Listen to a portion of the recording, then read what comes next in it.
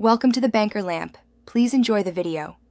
You start by ensuring Android Studio and the SDK are updated so device drivers behave predictably. Connect your phone via USB or enable ADB over Wi-Fi, and make sure USB debugging is enabled on the device.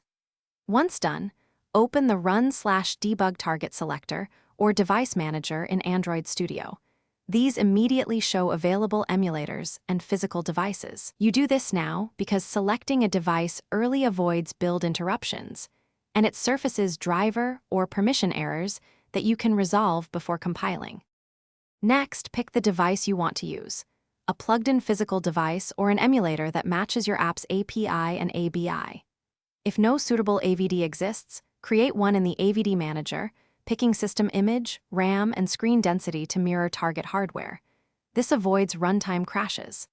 After selection, set the deployment target options, install default activity or specific APK, enable instant run or apply changes if supported. Make sure to sync Gradle and rebuild so the chosen device receives a compatible build.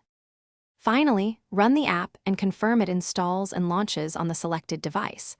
Monitor Logcat and the Run console for runtime errors or missing permissions.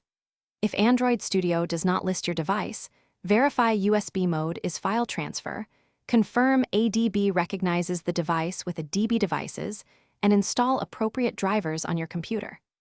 As a key troubleshooting tip, restart the ADB server with a dbkill server and a db start server, or recreate the AVD.